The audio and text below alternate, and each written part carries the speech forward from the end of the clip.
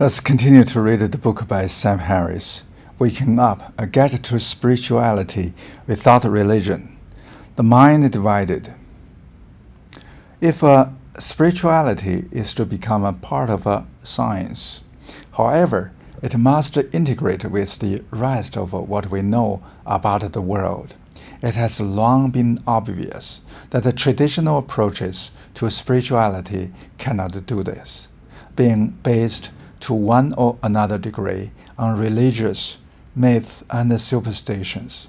Consider the idea that human beings, alone among nature's animals, have been endowed with immortal souls. This dogma came under pressure the moment Darwin published on the origin of species in 1859, but it is now truly dead. By sequencing a wide variety of genomes, we have finally rendered our continuity with the rest of life undeniable, where such stuff as yeasts are made of. Of course, only 25% of Americans believe in evolution, while 68% believe in the literal existence of Saturn. But we can now say that any conception of our place in the universe that denies we evolved from more primitive life forms a pure delusion. Neuroscience has also produced results that are equally hostile to the traditional idea of souls, and therefore to any approach to spirituality that presupposes their existence.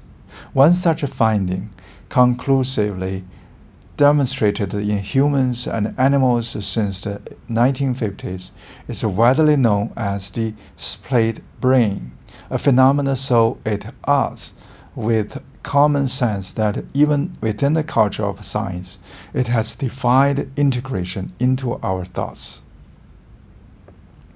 The human brain is divided at the level of the cerebrum, everything about the brain stem, into right and left hemispheres.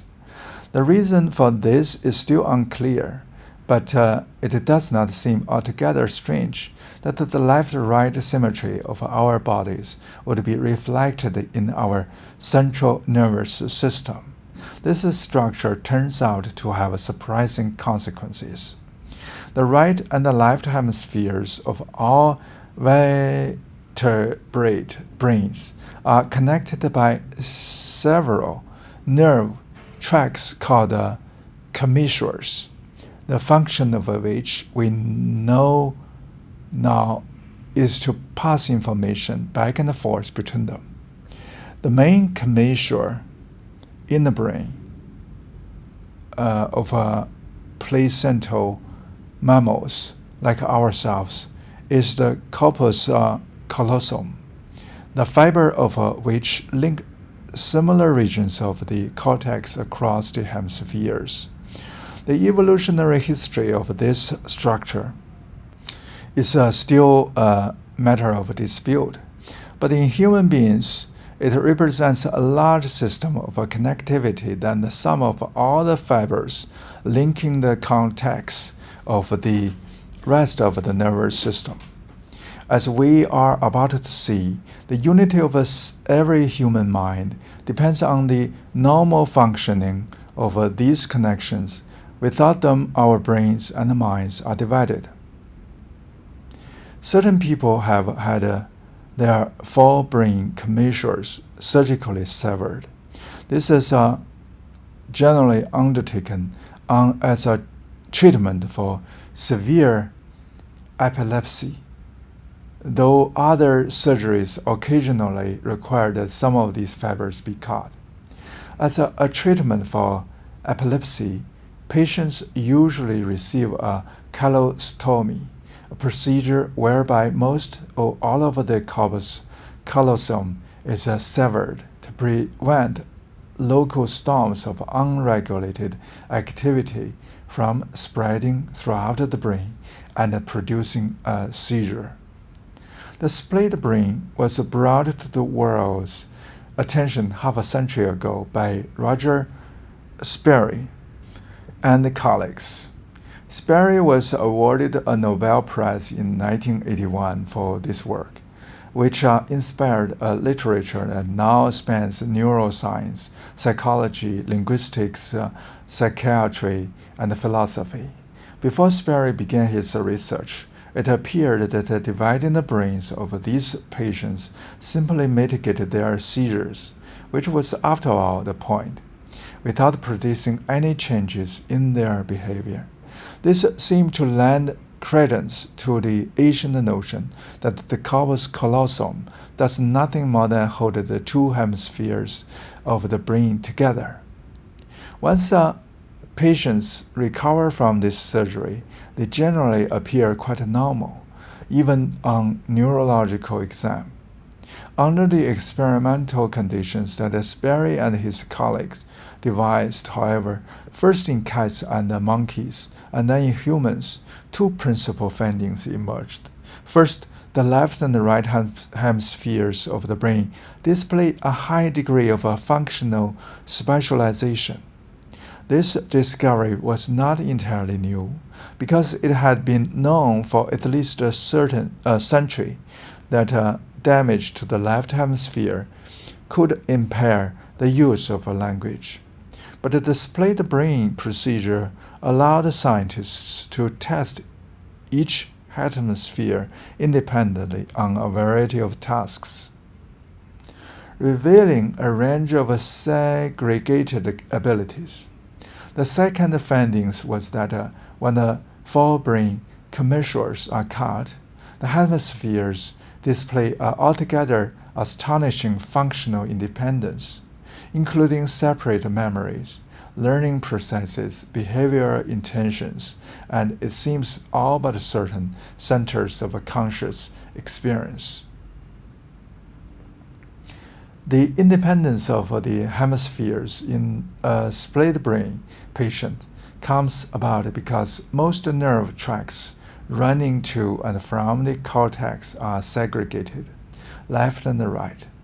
Everything that falls in the left visual field of each eye, for instance, is projected to the right hemisphere of the brain, and everything in the right visual field is projected to the left hemisphere.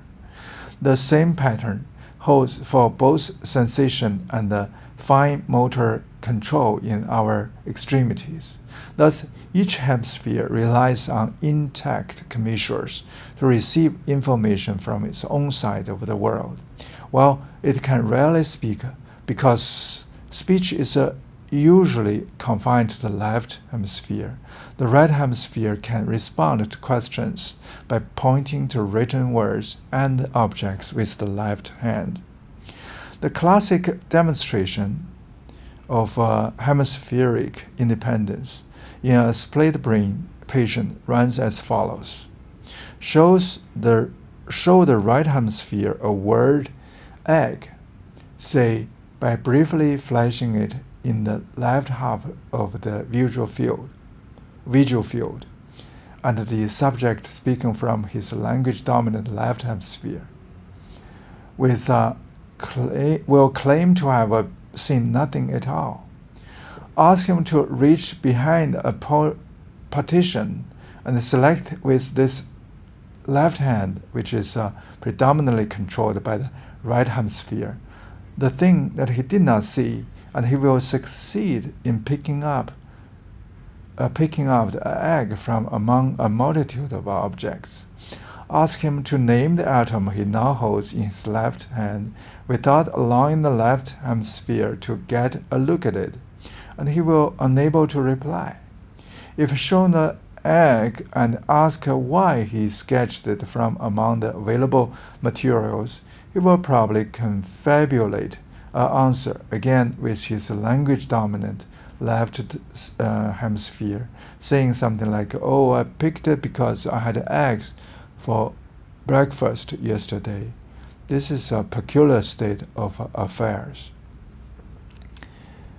When the lateralization of inputs to the brain is exploited in this way, it becomes difficult to say that the person whose brain has been split is a single subject. For everything about his behavior suggests that a silent intelligence lurks in his right hemisphere, about which the articulately left hemisphere knows nothing. The duality of a mind is further demonstrated by the fact that these patients can simultaneously perform separate manual tasks.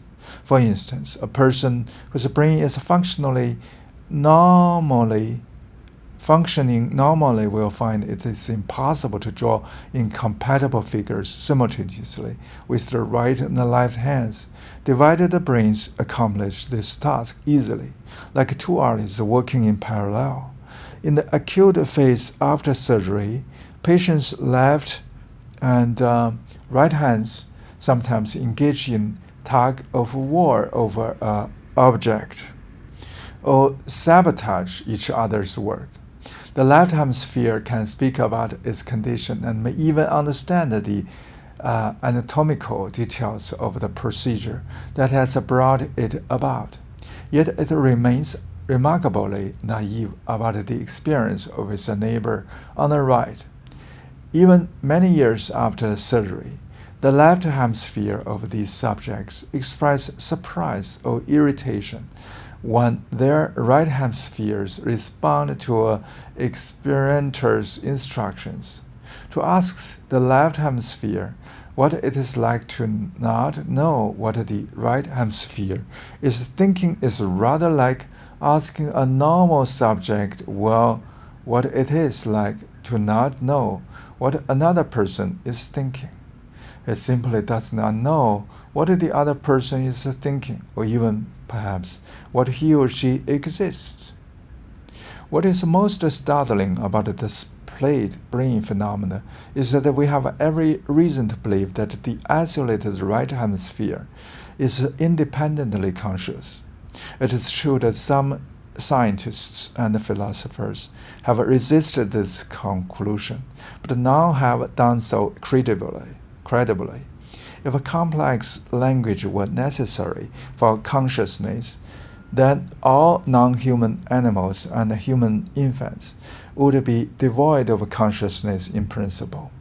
If those whose left hemisphere have been surgically removed are still believed to be conscious, and they are, how could the mere presence of a functioning left hemisphere rob the right one of its subjectivity in the case of a split brain patient?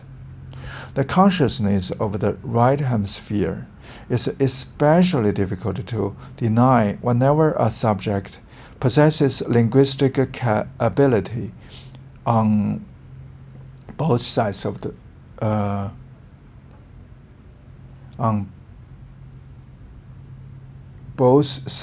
brain, because in such cases the divided hemispheres often express different intentions. In a famous example, a young patient was asked what he wanted to be when he grew up. His left brain replied, a draftsman, while his right brain used letter cards to spell out racing driver. In fact, the divided hemisphere sometimes seem to address each other directly in the form of a verbalized interhemispheric argument. In such cases, each hemisphere might well have its own beliefs. Consider what this says about the dogma widely held under Christianity and Islam, that a person's salvation depends upon her believing the right doctrine about God. If a split brain patient's left hemisphere accepts the divinity of Jesus, but the right doesn't, are we to imagine that she now harbors two immortal souls, one destined for the company of angels and the other for eternity in hellfire? The question of whether there is something that is lack to be the right hemisphere of a split brain patient must be answered in the only way that is ever answered in science. We can merely observe that its behavior and underlying neurology are sufficiently similar to that which we know to be correlated with consciousness in our own case. There is no difficulty in doing this for a normal split brain patient who retains the use of her left hand. In fact, the consciousness of the disconnected right hemisphere is easier to establish than that of most toddlers. The question of whether the right hemisphere is conscious is really a pseudo-mystery used to bar the door to a great one, the uncanny fact that the human mind can be divided with a knife. Okay, let's stop here. Thank you for listening.